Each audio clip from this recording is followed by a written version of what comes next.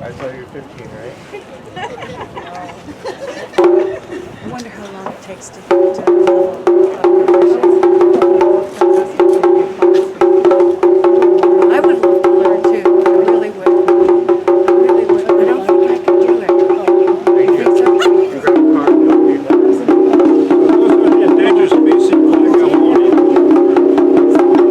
I may be one of those people, but I'd love to try. I have one of yours. I'd love to try. Wow. You too.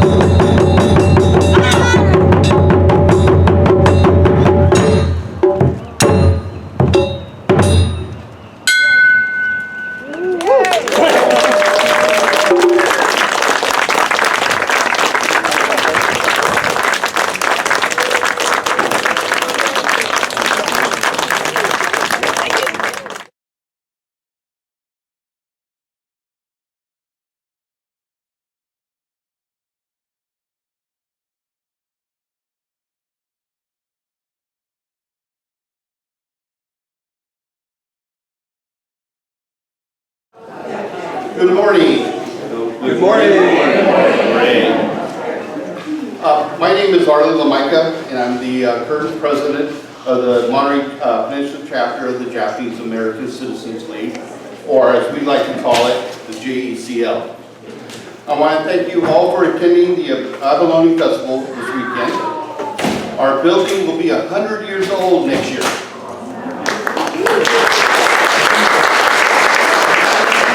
And this is the first event to celebrate that. I want to thank the officers and board members of our JACL chapter, the JACL Heritage Committee, the City of Monterey, and the Abalone tribal community for today's event. I also want to give a big shout out to Tim Thomas for spearheading this event, and to Larry Oda, who is our national JACL president.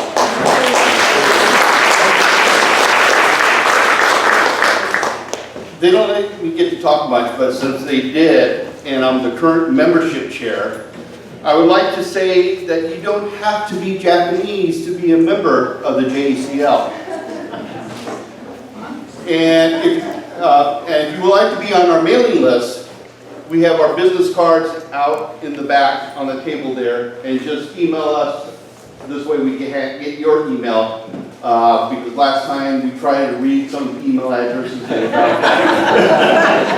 I thought, let's give out our business card with our email address so they can email us. If you want to receive our monthly newsletter, we do have a monthly newsletter that we do. It includes information about our monthly Nakayoshi, which is held the first Saturday of every month.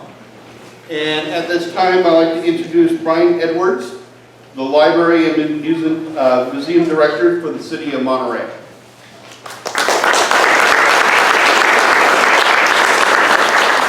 Welcome everybody. Thanks everybody for being out here. I'm not really prepared. I'm more off the cuff kind of guy. But I think we're all here to celebrate this, what, $2.4 million-year-old species. Millions of dollars invested here in the peninsula. Who knows the Abalone song?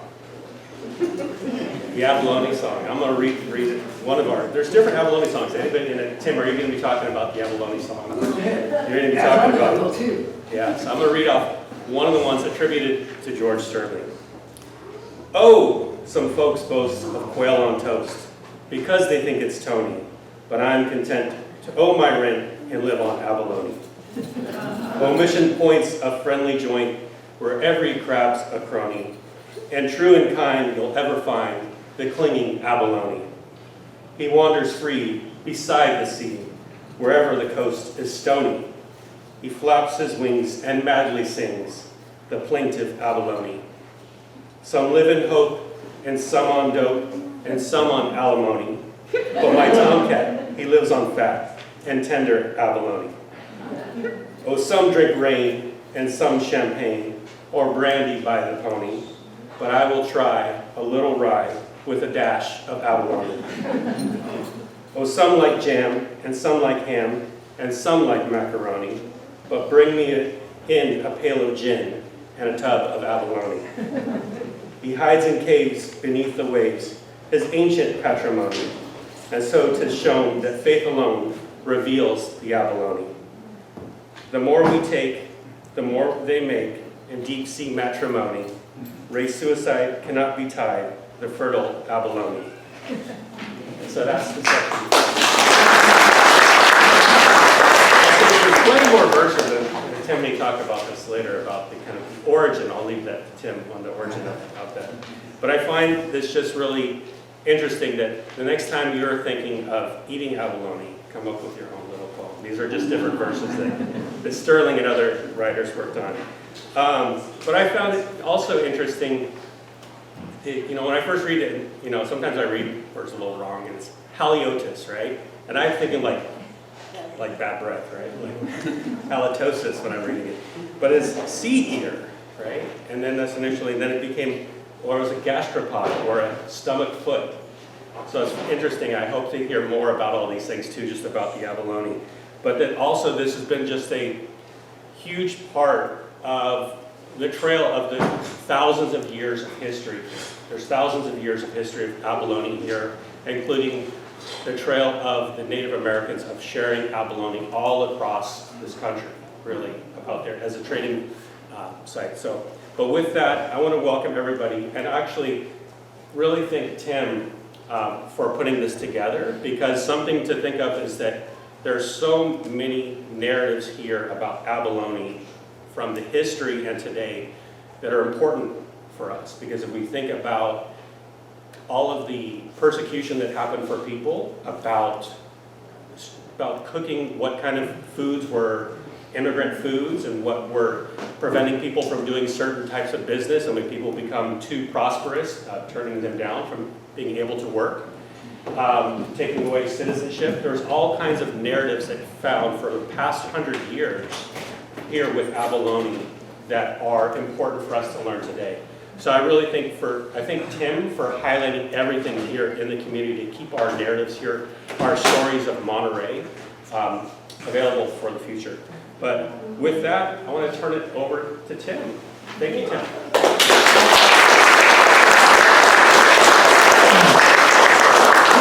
Brian, I really appreciate you being here today. I appreciate all of you being here today. This has kind of been a dream of mine for actually many years to do this. I need to start this way. I don't recognize a lot of people here today, so who in the audience is the first time they've been in this building? Raise your hand. Shame on all of you. The historic building. This building was built in 1926 by the Japanese Association. So you're sitting in what was a large Japantown, this whole neighborhood right here. In fact, right across where the parking lot is right next door to us, there was a Japanese hotel, the Hagashi Hotel. It had Japanese baths, Japanese bathrooms, had a Japanese restaurant. And many Montereyans had their first taste of Japanese food at the Hagashi Hotel right over there. So why, as already pointed out, this next year will be our 100th anniversary, and we're planning a series of events to honor that. And why abalone? Because it was abalone brought the Japanese to Monterey. Those abalone money that built this building along with the Monterey Wharf. So it played a very big role, but not just to the Japanese, it played a very big role in all of Monterey. Monterey was earlier. At one time, the abalone capital of the world. I mean, they in 1916, for example, they brought in 600,000 pounds of red abalone into the Monterey Wharf. Big business here. So, and that goes back 1,000 years. We'll talk about today and tomorrow, and this wonderful, beautiful jacket, which we'll talk about how important that is to Monterey. So this is my old friend, Roy Hattori. Roy, that's also Roy, by the way, in the painting you see behind, next to him right there. Anybody who lives in Monterey City have gone around the Silvermart, you see an old Noah building down there that was in about 2005, I believe it was, when Ray Troll, Ray Troll was anybody in the marine science world knows about Ray Troll. He's kind of the Picasso in the marine science world. He put a mural on that building from the Inaugural Fisheries when they were in that building. And at that time, I was the curator of the Abalone Maritime Museum, and I had a nice exhibit of abalone going on in there, and he came and I helped him out with some pictures and whatnot, and he chose to use Roy's face inside that picture you see right there. We were very honored to have him do that. So we're going to have a little history here first. So as I mentioned, abalone goes back a long way. I mean, literally thousands of years. The native people of Monterey were the Rumson people. And by the way, we're having that wonderful abalone dance today at 3:30. Rumson people were the first abalone divers going to the Monterey Bay, and we know that, and burials have come around in recent years, and you cannot build a house along this waterfront without running across a Rumson burial or two. And the males have what's known as surfer's ear, which is a little funny growth. You open your ear for spending a lot of time in the cold water like the Monterey Bay. Makes a lot of sense, don't you think? You see an abalone the size of a hubcap, you're going to dive down there and get it. Abalone played a very important part of their life. They ate it. They used the shells for tools like fish hooks and shovels and bowls. They used the shells to decorate baskets, to make jewelry, and they traded it to other Californians things that could not go to Monterey, like obsidian, which is volcanic rock. They used the arrow points and spear points. And perhaps some of you out here have seen an old Kevin Costner movie called Dance with Wolves. Have you heard that movie? Yeah. That's what Indians of South Dakota. right? If you watch that film closely, and it comes on cable TV all the time, if you watch that film closely, you'll notice all the abalone in the clothing and the regalia that they're wearing. Well, as far as I know, there is no abalone in South Dakota. So if there's some way, right, it's going to need a trade route. Most of it starts right here in Monterey. And they have found red abalone in hidden sites as far back as Minnesota. But here is the best part, is the word abalone, which computers today used all over the world comes from the Rumsen people. So they have a word for the red abalone, which is the largest of the abalones, the predominant abalone that out there. And that word was Alun, A-U-L-U-N. And then linguists have traced the word abalone back to this word Alun that starts right here in Monterey. So this wonderful drawing, this was done by an unknown Spanish artist in the 1790s. And what I love about this, it shows you how important the bay was to the Rumsen people. So the inner skirt she's wearing is probably made of tule. The outer skirt is deer hide. Those black spots you see right there with the abalone pendants. The cape that she's wearing is probably sea otter pelt. And then the necklace she's wearing right here will be olive shell. Then the earpiece is right here. Let's take a look at a close-up. There's a big red abalone right there. You got to fix that. That's the beautiful red abalone shell. This is what she's wearing in her ear in that drawing, is this piece right here. I took this photograph a number of years ago at the British Museum in London. This piece was collected here in Monterey in the 1790s by a pretty well-known British explorer named George Vancouver. And you can see in the drawing, it's partly woven like a basket, and those white shells there are olivella shells, and then at one point there was actually acorn woodpecker feathers in that weave there. And then the little white beads are olivella shell beads, there's a glass trade bead, all abalone pendants, and the long piece is bird bone. Of course, bird bone is hollow. Then they create that design that we today refer to as scrimshaw, and then they would use squinting to get that dark color. And she'd wear it in your ear to keep a pencil back behind your ear. That's how she would do that. So this beautiful necklace, this actually was made by Linda Yamani, who will be here tomorrow. This actually now resides in a museum in Japan, in Tatiana, actually, where all the divers came from. They have beautiful abalone pendants and olive shell. This is one of Linda's baskets that she made. Again, you can see the abalone shell, olive shell beads, and then the red feathers historically would be woodpecker feathers, but she, of course, can't get acorn woodpecker feathers, and so she had to use chicken feathers and spent a long time creating the dye to get that right color, and had to, of course, cut them down to weave into the basket you see right there. And there's Linda on Del Monte Beach right there, and her abalone regalia. Again, you'll be able to see her today. It's been through you. Actually, a whole lot of them dressed like that doing the abalone dance on Del Monte Beach at 3:30. We'll get to it right now. Here we go. So this is a group of gentlemen. This is what's known as the Japanese Association. They guys that built this hall right here. They're a mental group of Japanese businessmen, all associated with Monterey Wharf and Monterey fishing industry.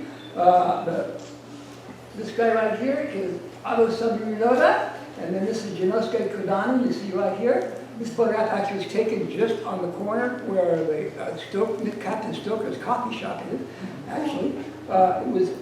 It was Noda who first came to Monterey in 1897. He got a job working for the land arm of the Southern Pacific Railroad, the Pacific Improvement Company. They had purchased about 8,000 acres of the Monterey Peninsula because they had this quirky idea they could turn Monterey into a tourist paradise. Who thinks such a thing, right? So he was a labor contractor, and he's bringing other Japanese workers to cut in and clear land, and he was providing these workers water and food and wood for their fires. He's up in a tree one day near the Monterey Wharf, and he's collecting wood, and he looks down in the harbor, and he sees all this abalone down there. In fact, so much abalone, he actually described in a letter as being a carpet of abalone. And nobody knew anything with it. And the reason nobody knew anything with it, because nobody knew. Well, what the heck are you supposed to do with it? Unless you're preparing abalone properly, it's kind of like eating a rubber boot. The Japanese, who've been with abalone for centuries, they knew to do with it. So notice on the right side of the letter, back to Japan, says, hey, all this abalone here, and nobody wants it. The government of Japan again sent Jinosuke Kodani, whose family was in the abalone business in the Chiba prefecture of Japan. In fact, they were famous for their salty dried abalone.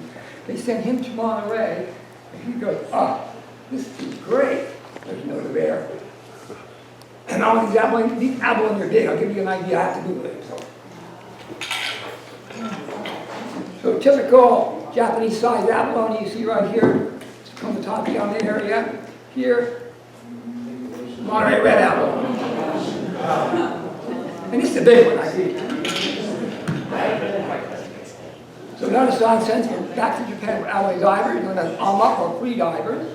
These guys come over. In fact, there are 3 of them. They arrived here in October of 1898, and we know who they are, actually. We've seen their passports. And in between that time, Noda had gone down to what is now Cannery Row and leased a piece of property down there. Anybody knows Cannery Row? There's actually an empty lot down there next to the El Churrito restaurant where they're going to build some kind of marketplace someday, or so they keep telling me. He leased that piece of property, sent back to Japan for other Japanese fishermen, created a little Japanese fishing colony on that site down there. But these guys arrived, they were picked up at the train station just a block or so from here, taken down to Noda's campsite, got dressed that next morning in the traditional Alma gear, which you can see consists of a white cotton outfit here, abalone basket, abalone pry, a pair of goggles, and sometimes had pig bite on the end they would squeeze to help release the pressure. They got dressed, went into the water, jumped into the bay, and about 10 seconds later, they jumped back out and said, "No, the dinosaur! You didn't tell us how cold that water is." But actually, it's a 15-degree water temperature difference between Monterey and Japan. That is a huge difference. And we make a lot of it. The truth is, these guys are good at what they did. And they were diving like this in Monterey Bay into the 1920s. And they usually work in pairs on a boat. And they work on a boat, and usually the boat has a barrel in the middle of the boat with a fire going constantly. And the diver would trade off back and forth. What they would do is they'd tie a rope around the waist of the diver. He'd go into the water, the rope into a pulley system. Then he would follow the anchor line down into the bay. He'd go down 40, 50, even up to 60 feet. Some of these guys would hold their breath up to 8 minutes, right? They're ready to come to the surface. His partner on the end of the boat will take the other end of that rope, which has a big weight attached to it, usually just a big rock, and toss it inside the boat, and yank that guy back up to the surface. They'll just trade off, going back and forth like that, which is really good, but it was a lot slower. So around the turn of the 20th century, they went into they sent for helmet divers, and they began to helmet dive for abalone into the Monterey Bay. This is far more efficient for these guys. This is an early photograph taken at Point Lobos about 1900, and there's Ginosuke Kodani right here. And you can see the diver in the boat right here. So when these guys out water was too cold, and so there was actually a dive company in Tokyo that was producing this wool underwear that they were shipping to the divers in California and Monterey. So they put on that wool underwear, sometimes 2 pairs of that, put on their clothes, put on a big canvas suit, attached about 65 pounds with a lead weight to the front back, and lead to their shoes, bolt on the helmet, and go down into the Monterey Bay. In the early days, they would hand pump via down to the diver. He's going down 30, 40, 50 feet into the bay. The deeper he went, the harder it was to pump. In the 1920s, they put air compressors on the boat, so now they're pushing the air out with the motor, and now that guy is going 40, 50, 60, even up to 100 feet into the Monterey Bay. Now, I know there are divers out here, and you know at that level, number one, you can't see anything, so you're on your hands and knees trying to find abalone, and you can't stay down there very long at that level. They work their way up very slowly to a 30-foot level. They can be down all day collecting abalone. There's a wonderful photograph taken at Point Lobos. So Kodani, if you know that story, actually made his way around the peninsula and out Point Lobos. First thing he said, gee, it looks like home. And he leased part of Point Lobos. You know Point Lobos where the whaler's cabin is and the parking lot down there, that was all their property. They raised all that property. And these are two abalone dive boats here. And actually took whaling boats that were left here and converted them to diving boats. And you can see Japanese guy here. Although you can't see his face, the guy at A.M. Allen, who actually owned all this property at one time and became Kodani's partner. And this is a Portuguese whaler who has to work for Allen and Kodani. But what I love about this photograph, number one, you can tell that the gear is new because there's no dents in any of these helmets. It's just all brand new gear.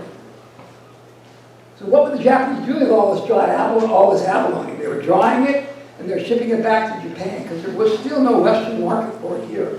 So they also started shipping to Japan, they're shipping it to China. They were shipping it to Hawaii and Australia, where there was a lot of Japanese, Chinese people that would buy it. So this is the home of one of the abalone divers that came to Monterey, Mr. Kawagami. I took this photograph about 10 years ago. And I've been in a few of these homes here, and the first thing we saw in every house had little shrines to Monterey. Look at these abalone shells. These are huge. I mean, you could take a bath in that shell. Maybe not, but it's a huge shell that came out of Monterey Bay 120 years ago. The doll was purchased home in the department store in the City Grove in 1927. So here's our jacket. Something else that my big friend Sandy White, who's speaking today, celebrated in Japan. This is known as a maiwai, and maiwais are indigenous to that part of Japan. And it's a fishing community, and it still is today. This is a tradition going back hundreds of years. At the end of a good fishing season, the boat company owner would give to his fishermen a piece of painted fabric that represented their particular fishery. And the fishermen, in turn, would have these beautiful jackets made, which they'd wear for special events, to festivals and all kinds of different things.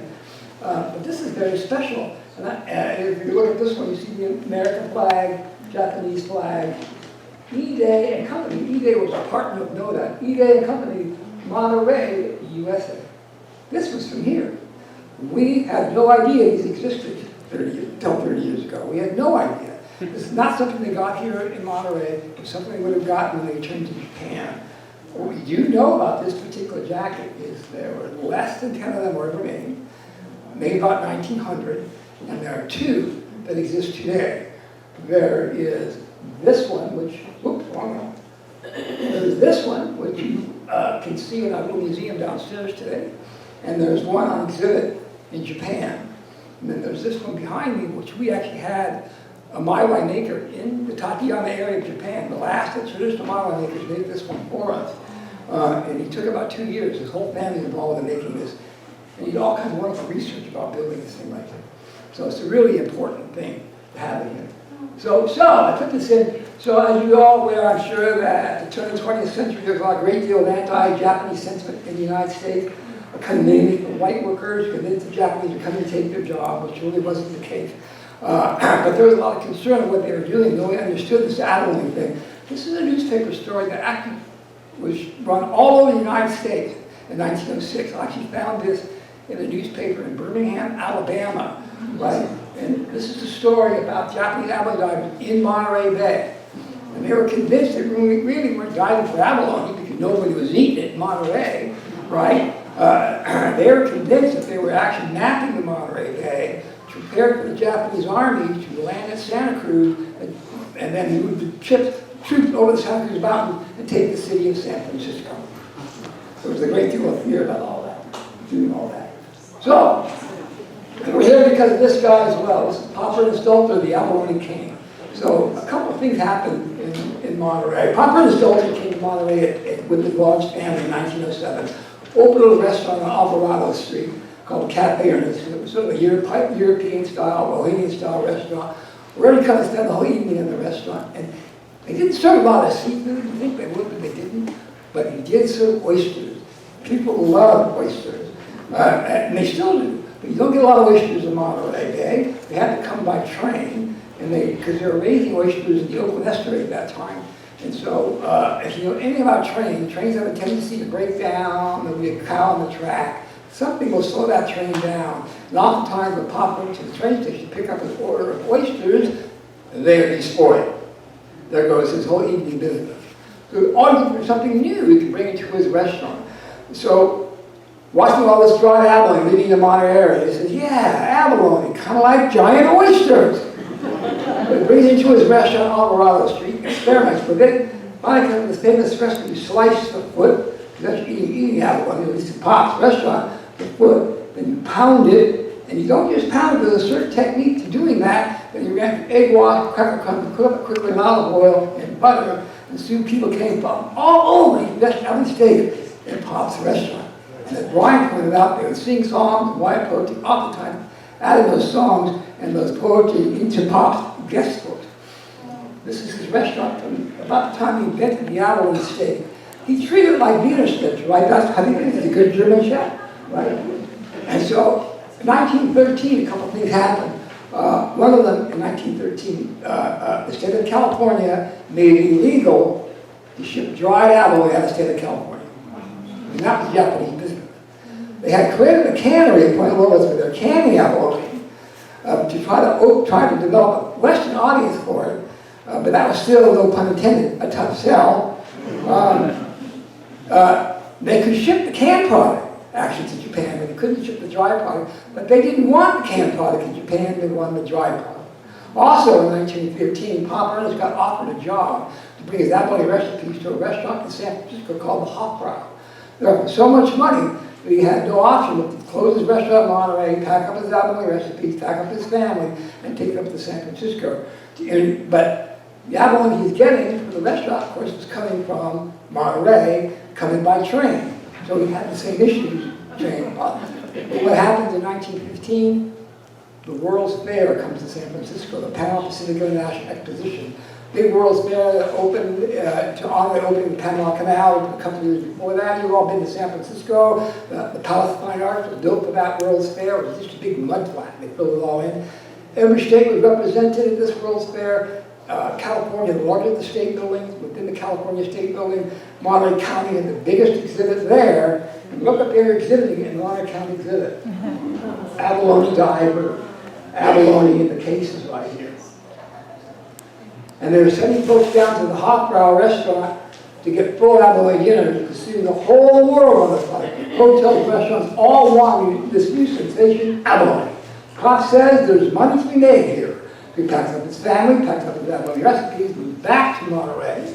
Actually lived out in Point Lobos for a couple of years, working, kind of partnering with Alan and Cordani, where they were producing abalone steaks, if you know, Point Lobos, in the waiter's cabin, and then shipping them to hotels and restaurants in Northern California.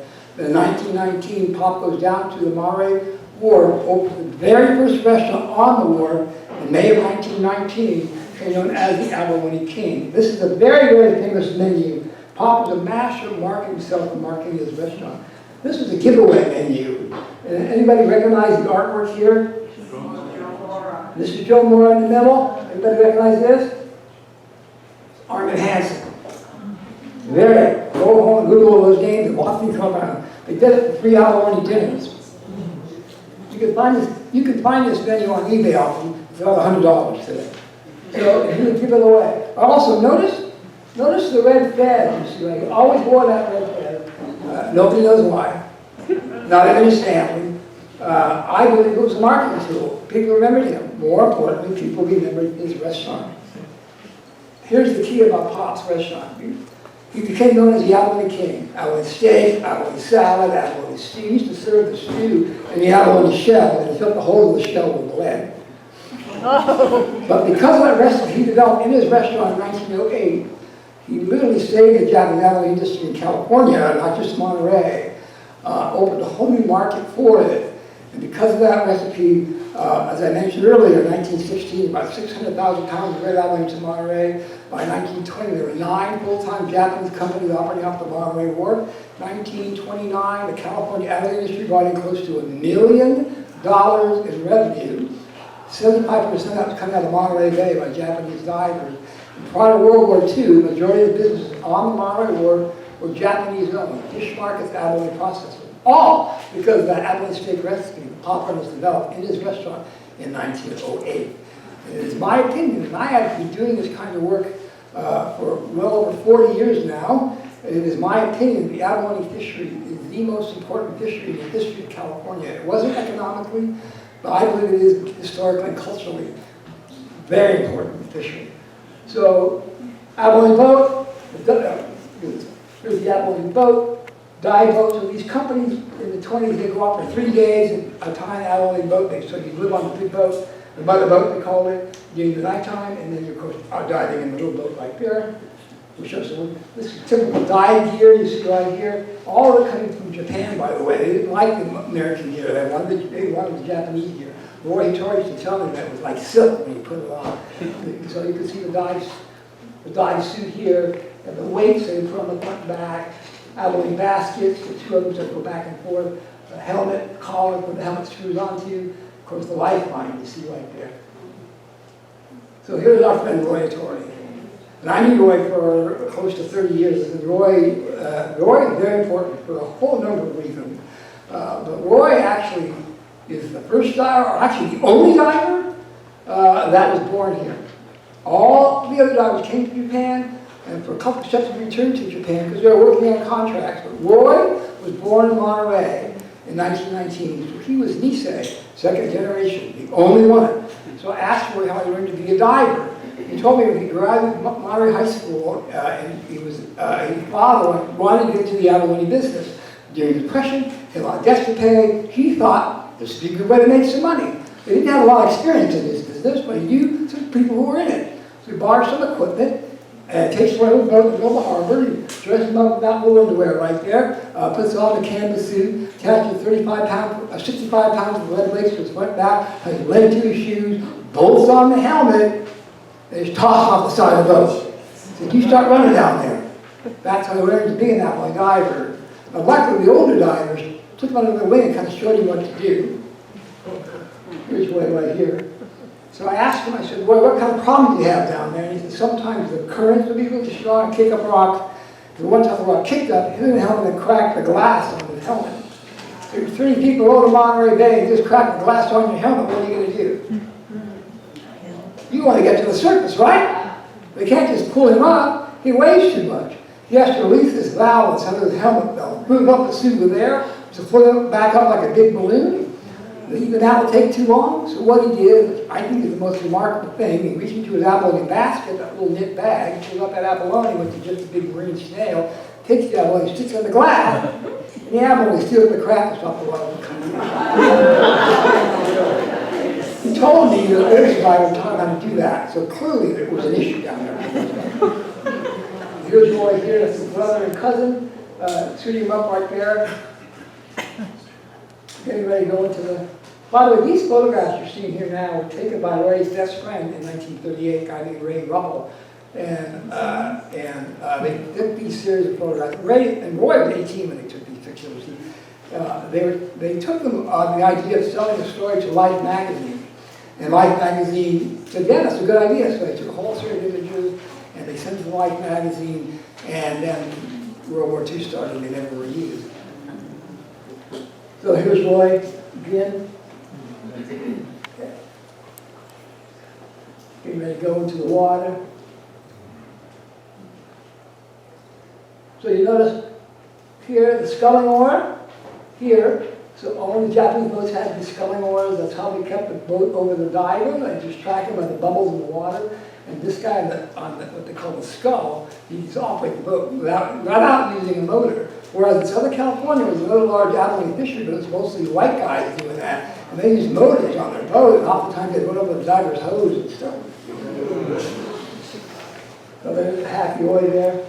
But I did learn something. I learned this fairly recently, actually, is the hat, the knit hat wears, and they actually wear that for warmth, because the helmets would be very cold, pumping the air down into them. And so locking it in and going into the water. There you go. And this is a really rare image, actually. This is not one of Will Ruppel's photographs. This is a photograph by Fish and Game Biologist and J.B. Phillips, taken at the Pointer Light Station, actually. And you can see the dive out here, and you can see the hose here, and the divers right here, you can see all the bubbles right there. You can see the guy with the skull right there. Something else I learned recently about Roy is that, Roy liked to sing when he's underwater. I think that is the coolest thing. Oh, she had a recording of that. So here you are. So you see the abalone basket here. So when you fill up the basket with abalone, you cut on the line, and they pull the one up and drop the other one down. And so he kept pulling those up. And typically they would go to the water at 9 o'clock in the morning, he'd be down till 12 o'clock, they bring him up for lunch, goes back down at 1 o'clock, and then they bring him back up about 4 that day. Oftentimes if they moved from place to place, didn't always have to get out of the hole, completely out of the water, sometimes they just pull him up a little bit and drag him underwater for the next time. So he was coming up out of the water. You notice the ladder on the side. And oftentimes they come up out of the water, they just sit on that ladder, lie on the ladder actually, as it's moving to those UT. And then bring you up into the boat. I love this image. Underwater here, and this is, you can see there's an engine here on the boat, so they did have a motor, obviously. And then what I love about this image, number one, you see on top of the engine house, there's a tea kettle. All you had water was all hot, so without the water you had hot tea. And you notice the shoes, all he kept his shoes on there. He told me because they got the water, he was so cold, and he'd be shaking for like 20 minutes. He got hot shoes to put on his feet. So, as I said, they go out for 3 days at a time. Here is the Abalone mother boat coming in to Monterey. You can see these are called live boxes. This is technology that came from Japan. These boxes that were made in Monterey, made out of redwood. And so they would take, when they're catching abalone, they would pile them into these redwood boxes on top of each other. So they kept the redwood boxes, these live boxes, in the water those 3 days as they're out diving. And then they would bring them into Monterey. They kept them fresh. So again, there's all the live boxes, you can see them there. There you go. So here we go, come out, take all that out of the boxes to get them on their work. These are taken about 1938. These guys not paid a lot of money, they get about 5 cents a pound or something like that for the abalone. Going into the abalone canneries on the Monterey Wharf, there are at least 3 of them on Monterey Wharf. Jack Lariota, who fixed all the microphones, his father was a manager of a big cannery on the wharf. In fact, it was a co-op, unfortunately. But most of them, 90% of workers on these illegal canneries were women, and Japanese men. They are pulling the abalone out of the shell, cleaning them. Roy's mother actually had a cannery on the wharf. And he told me he dove with the family. He also dove to make money so he could send his younger brother Tack to college. And when he needed to make money to go on dates and things like that, he would go work in one of the abalone canneries when he wasn't out of abalone. Again, there they are, preparing the abalone steaks, cutting them like that, pounding them. There you go. And as I said, there's a certain technique to pounding these abalone steaks. And Roy's mother had a contract for Pop's restaurant. They had special abalone, big ones, for Pop's restaurant. Weighing them, again, these are being shipped all the way down to Northern California into the boxes there. And then the Pop Earth restaurant. Abalone steak dinner. This dinner cost you in 1938 about $25. Whoa. Whoa. They are enjoying abalone. So, this is for later. So, and I'll talk about this tonight at the White Abalone Project, which I hope you all will come to. But Roy also was the discoverer of the White Abalone in 1939. And so I'm going to end it there. And I hope I didn't bore you guys. So thank you very much.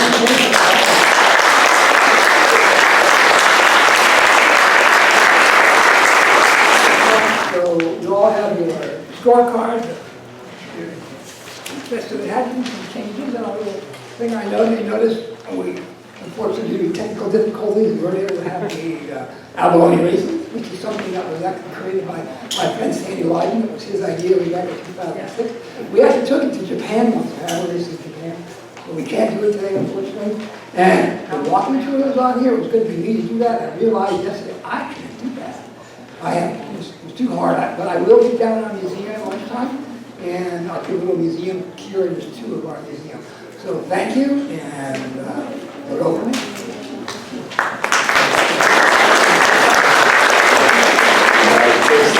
I think one thing I was thinking of is that when you're talking about pop with the red fez, is that you always have a red cap on. When we were talking about pop, Ernst with the red fez, and you have the red beanie, and I always always have my brown Stetson on. I don't know. It's something that. I want to also think of another verse. I find it interesting. There's actually, this is a book from our California history room at the library, famous abalone songs of old Monterey. But one of the lines from Sinclair Lewis, some stick to biz, some flirt with Liz, down on the sands of Coney, but we, by hell, stay in Carmel and nail the abalone.